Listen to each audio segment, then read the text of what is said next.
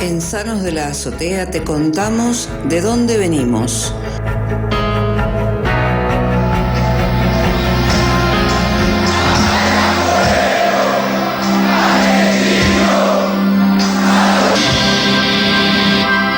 Salud, muchachos.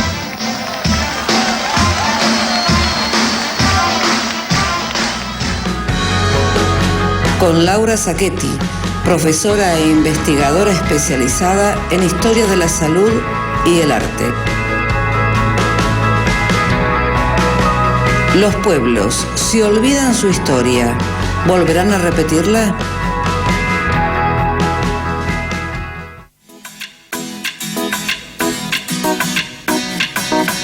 Bien, así presentamos, pero también tenemos una invitada aquí en el estudio Rodolfo Walsh. La tenemos a Analía Correa, ¿sí? Profe de Historia. Gracias por venirte aquí a Radio de la Azotea. No, gracias a ustedes por invitarme. Para compartir este momento. Y la tenemos a Laura Sacchetti en línea. Laura, ¿cómo estás? Hola Pablo, hola Analía, toda la gente, los sanos de la azotea, retomando el contacto. Bien. Vos sabés que estuvimos trabajando y charlando en estos días con esta propuesta que nos trajiste, que tiene que ver con, que vamos a ir compartiendo a lo largo del bloque, cómo de alguna forma este 24 de marzo nos ha significado en nuestra propia vida y qué nos ha modificado, cómo lo venimos viviendo en las distintas etapas, ¿no? de la historia. Así que vamos a intentar charlar sobre esto. Por ahí, si querés, Laura, arrancá y por ahí te vamos a ir, por ahí te interrumpimos, ¿no? Pero no sino porque lo vamos a tratar de compartir algo con Analía, con Luis y con Carla. Perfecto. Mira, la propuesta giró en torno a no tener una voz de historiadora como el ciclo anterior, sino una voz testimonial. Sí. Y hacerla plural. Entonces, sumar voces de quienes fuimos testigos de no solamente del 76, sino de aquellos larguísimos 7 años de dictadura, y en qué etapa de la vida nos había tocado, qué nos había cambiado, qué marcas nos habían quedado de eso. Entonces, lo de hoy no es un discurso que viene de los libros de historia, sino que son testimonios directos, y me parece que esto es importante para transmitir a generaciones que afortunadamente no han vivido y que en los libros no van a encontrar estas vivencias tan cargadas de cómo cambiaron nuestras vidas, ¿no? A partir de la dictadura. Esa fue la intención. Bien. ¿Y cómo lo viviste, no? Todo esto, ¿no? Porque es... Bueno, yo recién escuchaba a las colegas que hablaban desde el arte y mencionaban al medio hostil hay que transformarlo, y un poco eso se trató en aquel tiempo. El medio fue hostil, y todo esto que la radio ahora promociona, ferias populares, espacios y actividades comunitarias, centros culturales, todo esto son conquistas y son logros de la democracia. Hay que imaginarse una película de terror en donde nada de esto existía, y no existía porque si a alguien se le hubiera ocurrido un espacio comunitario, hubiera sido perseguido y reprimido.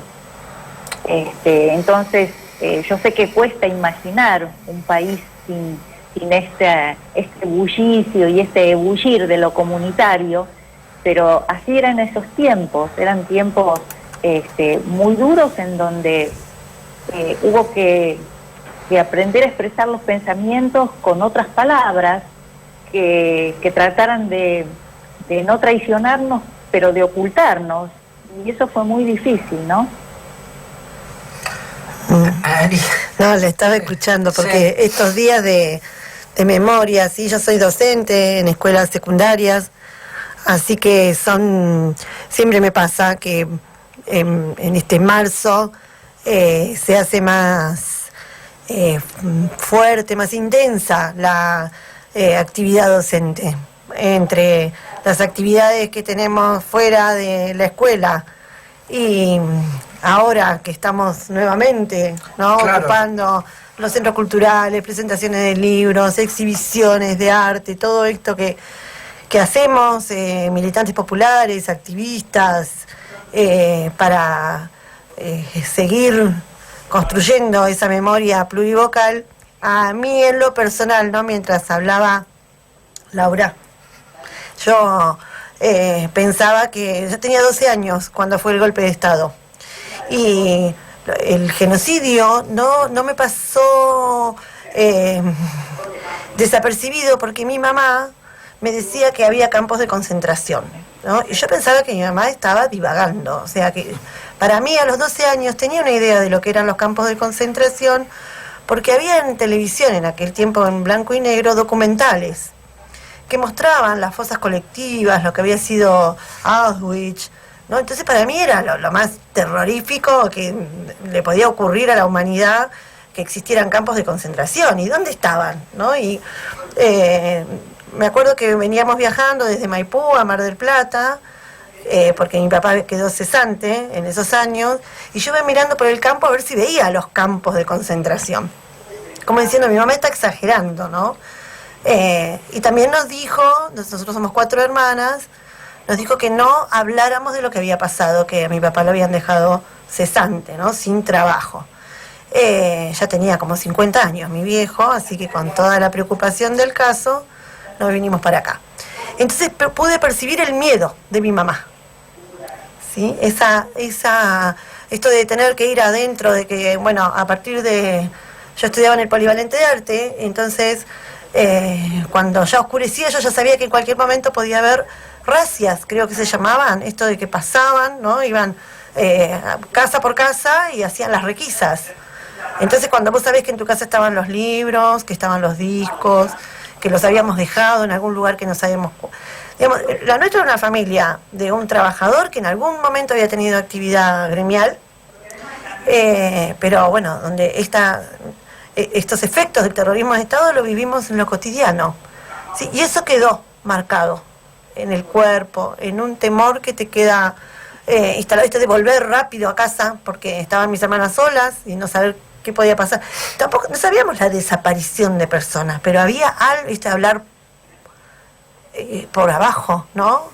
Encontrarse con alguna persona y decir, no, de esto no hablemos. Mis papás se pusieron en un kiosco, entonces se daban esas posibilidades, no se podía hablar, no se podía, tenías que pensar 1000 veces lo que ibas a decir, ¿no? Y bueno, eso, mientras le escuchaba a Laura, recordaba, ya más allá del rol de historiadora, lo que me pasa a mí, ¿no? Que no fui una víctima directa de lo que fue la tortura, el secuestro, a mi madre, a mi padre no se lo llevaron, pero eso está presente en nuestra sociedad. Sí, ese disciplinamiento de los cuerpos que hasta el día de hoy continúa, ¿no?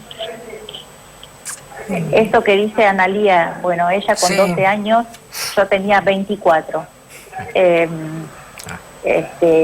Y estas marcas, este miedo que quedó, me pasó que pasaron varios años, yo creo que fue recién en el 85 que volví a cursar un posgrado, que volví a llevar un libro cruzando la calle. Mirá lo que estoy diciendo, parece algo tan trivial, ¿no?, como ir con un libro en la mano, pero había sido algo muy peligroso en los años previos circular con un libro en la mano. Y ese terror, bueno, muchas veces yo digo que para mí fue el fin de la inocencia, la dictadura, no de una inocencia ilusa, sino del confiar en el otro. Y lo que me pasaba ese tiempo era que me preguntaban el nombre y yo dudaba de darlo. y no contaba lo que hacía, ni si iba a algún lugar, por qué iba, este tema de ocultarse, que también quiero recordar y reivindicar que cuando encontrabas una amiga o una pareja con quien podías hablar, eran una tabla de salvación. Se generaron esas fraternidades muy íntimas en donde era la posibilidad, era el pequeño espacio que teníamos para hablar de lo que no se hablaba, para expresarnos, para estar seguros de que queríamos criar a nuestros hijos con nuestros valores y no con los valores que venía imponiendo el régimen, ¿no? Sí, toda una tarea.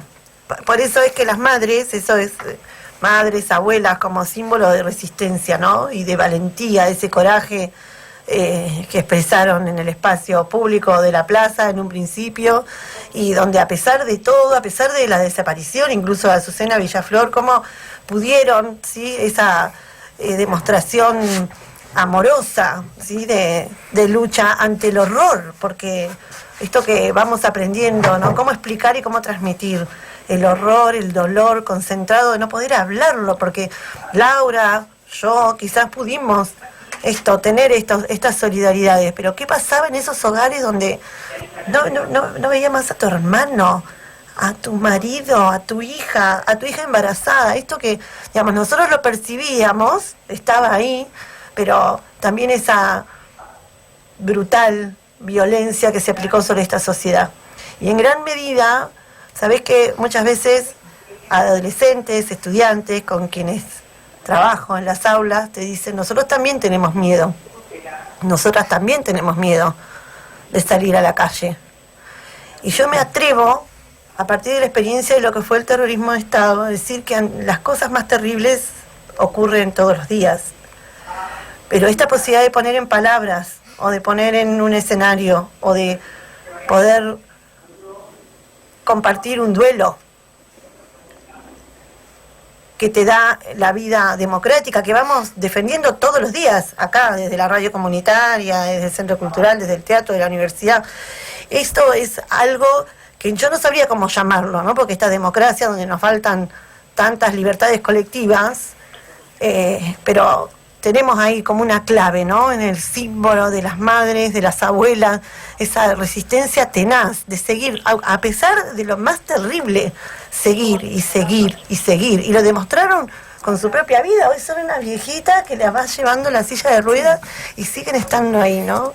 Eso, a veces tenemos la marca, pero también tenemos esa referencia maravillosa, ¿no? Sí, en base a lo que hablabas vos, Analia, y por ahí escuchándole un poco a Laura, yo soy de la generación post-dictadura. Tenía 12 años en el 82 con Guerra de Malvinas, y en el 83 empecé a militar en política. ¿Y qué me pasaba a mí? Que por ahí nos dimos cuenta, por ahí los jóvenes, que fue la dictadura. En las reuniones, íbamos a cualquier reunión política, y teníamos compañeros de 20 años, y saltaban después a 60. Entonces tenemos que ponernos sobre nuestra espalda la responsabilidad de la formación política, sindical, del club, de la sociedad de fomento. Faltaban un montón de compañeros y nosotros tratamos de hacer lo mejor posible. Y por eso para nosotros fue importante la lucha de las madres y de las abuelas. Porque por ahí en ellas veíamos que se podía, a pesar de... Entonces yo reivindico a las generaciones esas que logramos mantener viva esta pelea y esta conciencia y esta memoria. Sí, la creatividad también de reconstruirse cada vez que se le presentaba una adversidad nueva, reconstruirse y salir y crear algo nuevo para poder seguir con la lucha, ¿no? Y que no las desmorone. Eso es lo que, bueno, yo tenía 1 año cuando fue el golpe. Lo pasé en la panza de mi mamá, pero también, o sea, todo lo que contabas vos, Analia, también, o sea, ese miedo latente todo el tiempo, que podían venir a buscar a un familiar, porque ya había estado preso en Uruguay, y en consecuencia del haber estado preso, de las torturas, se activó una esquizofrenia. Entonces, la pobreza, más la enfermedad, más lo que mi tío decía que supuestamente estaba loco, y no estaba loco. O sea, teníamos todo eso en casa. Y era muy duro. Y tenías que seguir. Y mi papá tenía que salir a trabajar y tenía que traer plata para comer, que no alcanzaba. Más la problemática de que el tío estaba siempre ahí, eso latente, ese terror latente de que, ¿no?, que se desencadenara. Y después, bueno, la cura que encontraban en el hospital no era la mejor cura. Entonces, es como que para mí la dictadura, para hacer que era chica, que no vivencié el terror desde ese sometimiento de los cuerpos, ¿no? Desde ese terror cotidiano, el terror de no tener para comer y de la locura, que no era tal, que es como vos decías, tu mamá te lo contaba, te decía que había campos de concentración, ¿no? Y vos podías resolverlo de otra manera. Nosotros teníamos una realidad de que, bueno, era un tío enfermo, pero él la había pasado de verdad. No es que no es más allá de su enfermedad, su historia era así. El terror estaba ahí. Para seguir por ahí, para amenizar un poquito, tenemos un audio de una compañera.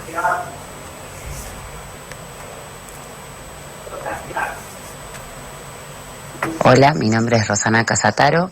Bueno, un saludo a todos los oyentes de Sanos de la Azotea, a Pablo, Luis, Andrea y Carla, que me pidieron, bueno, que pueda reflexionar acerca de la pregunta que nos hace Laura Sacchetti sobre nuestros recuerdos del 24 de marzo y cómo impactó en nuestras vidas. Bueno, yo nací en marzo del 76, así que mis recuerdos del golpe son más bien relatados por mi familia y seguramente, bueno, el recuerdo esté en el cuerpo. Fui secuestrada junto con mi familia en el año 77.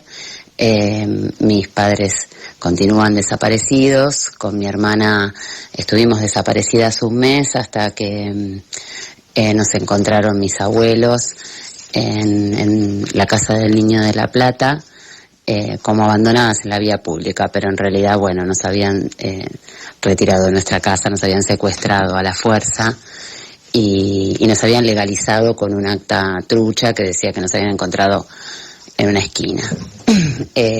Bueno, por supuesto que impactó muchísimo en mi vida, un poco que forma parte de mi identidad, la lucha por memoria, verdad, justicia. Fui criada por mis abuelos que mientras, bueno, nos cuidaban, nos llevaban a la escuela y eso, hacían sus búsquedas, sus luchas. Mi abuela Juanita era madre de Plaza de Mayo.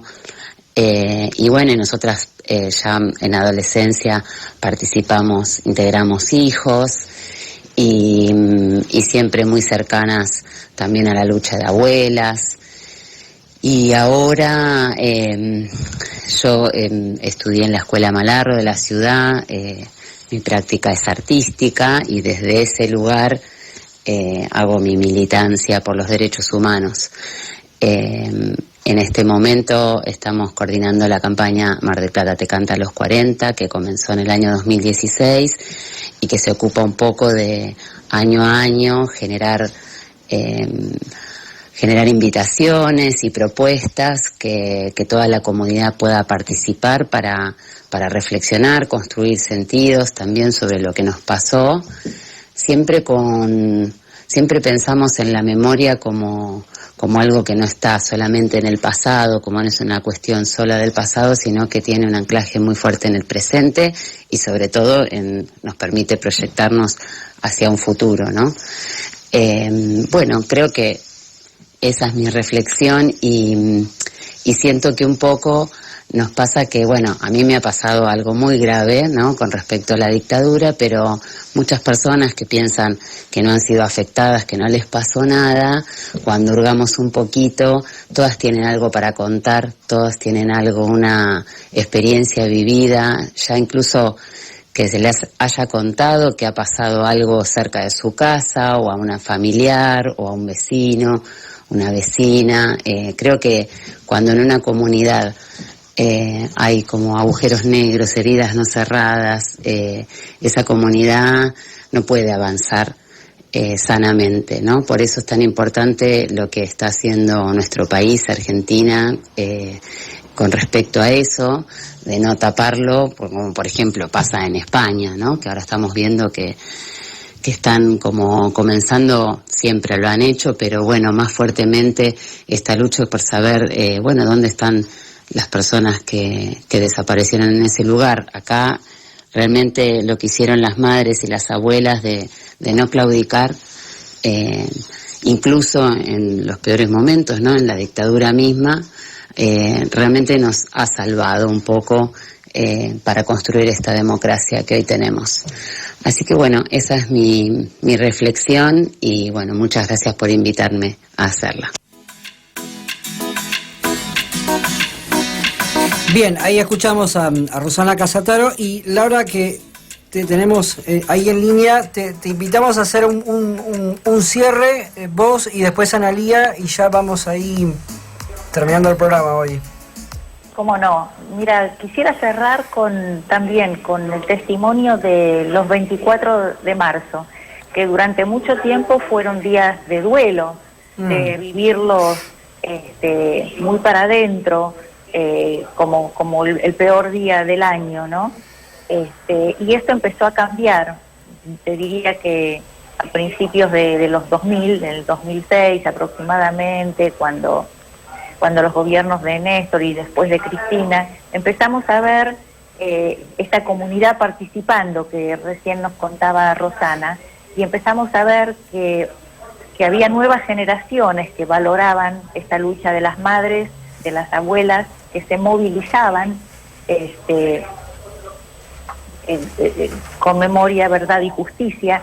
Y bueno, ahí pudimos salir a la calle, pudimos valorar la importancia de ganar las calles con estas consignas, de juntarnos, de salir de aquel ostracismo doloroso, y fue una forma de terminar de elaborar el duelo, volver a juntarnos los 24 ganando la calle.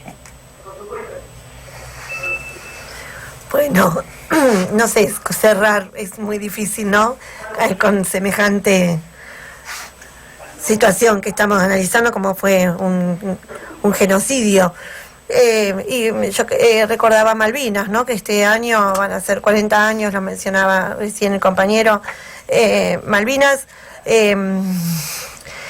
fue, digamos, sobre ese lugar terrible de la dictadura, la guerra. Y también yo soy nacida en el 63, entonces desde mi experiencia voy a relatar esto que nos pasó. No sé cómo nos enteramos, mi hermana y una amiga, que llegaban los chicos de Malvinas, los soldados, que eran de nuestra generación, compañeros de la escuela o pibes que conocíamos de los boliches donde íbamos a bailar, o de la vida de ser joven en Mar del Plata. Y ese día no había nadie en la estación, solamente algunos grupos de familiares. Era ese invierno marplatense con esa bruma en esa estación. Y a nosotros nos llamó la atención cómo es que no estaban el pueblo de Mar del Plata recibiéndolos. Y años después, muchos años después, nos enteramos que los militares les habían hecho firmar a los chicos una especie de declaración jurada, una planilla donde se comprometían a no contar lo que habían vivido, y donde por supuesto se silenció, se censuró que llegara la noticia a través de los medios disponibles de la radio y de la televisión, para que los marplatenses, las marplatenses pudiéramos estar ahí. Nosotras no sé cómo nos enteramos, y tuvimos esa posibilidad de ver a los familiares, algunos abrazando a los chicos, pibes que estaban totalmente, imagínense la actitud sombría, las espaldas cargadas hacia adelante, las madres abrazando, eran cuerpos, podríamos decir, sin vida, ¿no? En esa situación. Y después, familiares esperando en el andén a los pibes que nunca vinieron porque murieron allá en la guerra. Eso fue, digamos, como al poco tiempo se abría la posibilidad de elegir gobiernos por sufragio, que es bastante distinto que pensar en democracias no consolidadas. Así que esa también es una victoria de nuestro pueblo, ¿sí? Cada año más, cada posibilidad de democracia es una victoria sobre las fuerzas autoritarias, oscurantistas, que todavía están, ¿no es cierto? Esa lucha continúa. Analía, gracias. Gracias por venirte a Sábados de la Azotea, aquí al estudio Rodolfo Walsh. Laura, te hacemos un saludo, abrazo extensivo desde aquí por compartir este momento. Bueno, gracias Pablo, Analía, todos los testimonios que estuvimos oyendo. Gracias a vos. Y nos vamos. Carla, feliz cumpleaños nuevamente.